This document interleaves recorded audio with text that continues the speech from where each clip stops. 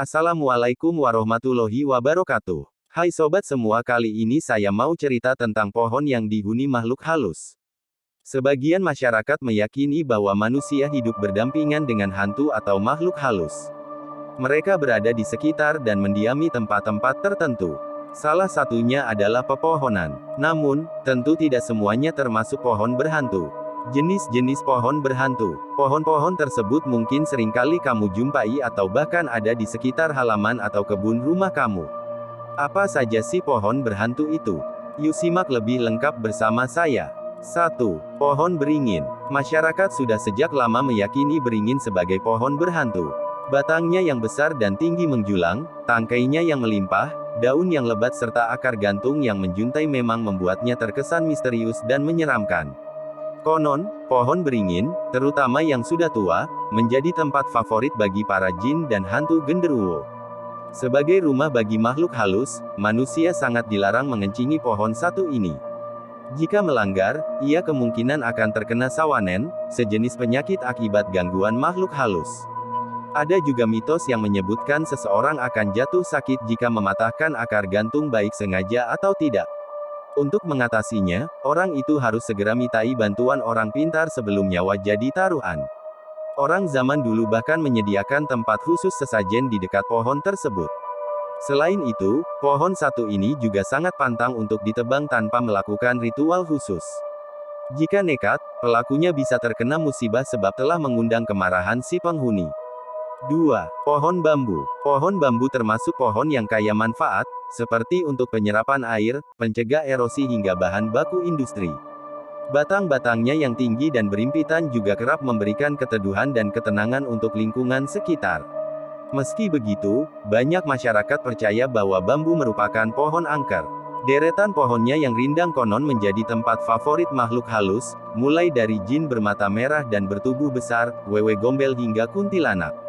Mitosnya, jika pohon tampak berayun-ayun saat manusia melewatinya, mungkin ada hantu yang tengah usil.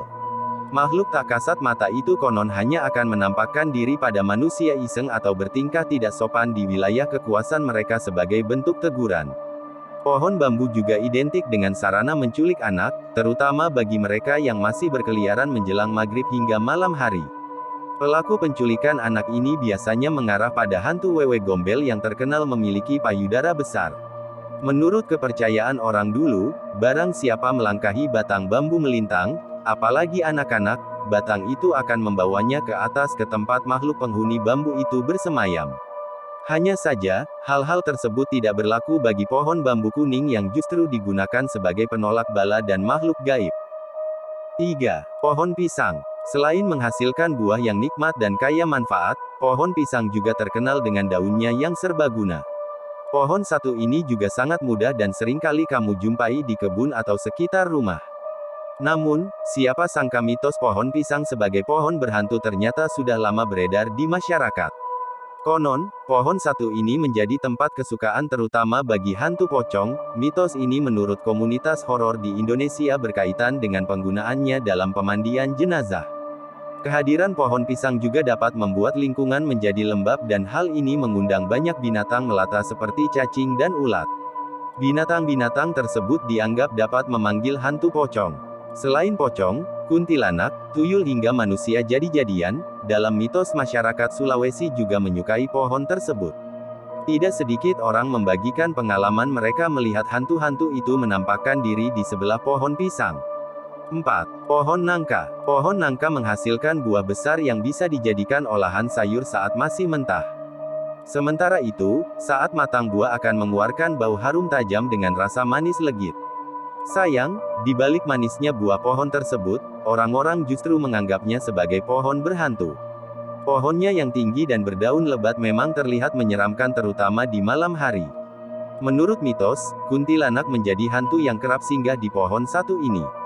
Konon, saat ada kuntilanak yang menyukai anggota keluargamu terutama anak-anak, dia akan mengikuti hingga ke rumah.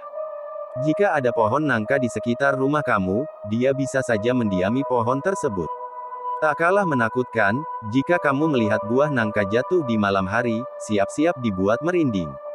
Saat kamu akan mengambilnya, buah justru tampak seperti kepala manusia. Mitos lainnya menyebutkan seseorang yang diculik oleh makhluk halus akan dikembalikan di atas pohon nangka. 5. Pohon sukun. Sama halnya seperti nangka, pohon sukun juga menghasilkan buah yang dapat kamu olah menjadi makanan enak. Hanya saja, julukan pohon berhantu kerap menyertai keberadaan pohon ini. Tidak tanggung-tanggung, beberapa jenis hantu kabarnya kerap menjadikan pohon sukun sebagai sarang dan tempat bermain. Sebut saja kuntilanak, jin hingga pocong. 6. Pohon sawo Manila. Selanjutnya, ada pohon sawo Manila yang dipercaya menjadi sarang hantu kuntilanak, genderuwo hingga jin. Pohon sawo memang terbilang rindang dengan dahan-dahan rendah dan bisa tumbuh hingga 30-40 meter. Dedaunan dan dahannya yang rapat membuat sawo tampak gelap dan mengeluarkan nuansa mistis. Menurut cerita Oang zaman dulu, anak-anak yang bermain di bawah pohon berhantu ini terutama saat maghrib akan tersesat sebab pandangan mereka telah dibutakan.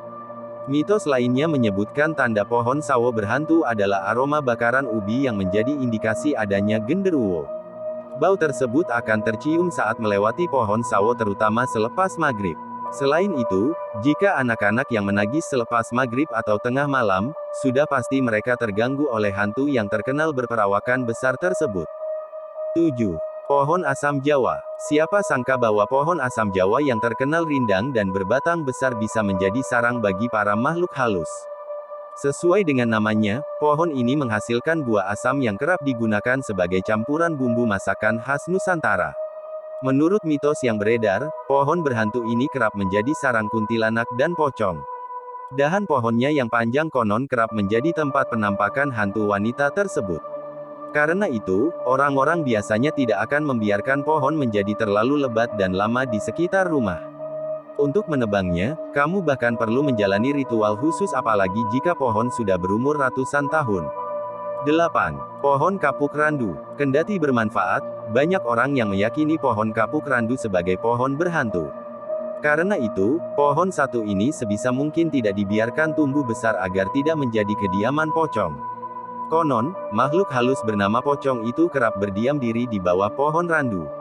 Selain itu, sebagian orang juga beranggapan bahwa kapuk juga menjadi tempat bagi wewe gombel, sundel bolong, jin dan makhluk halus lainnya.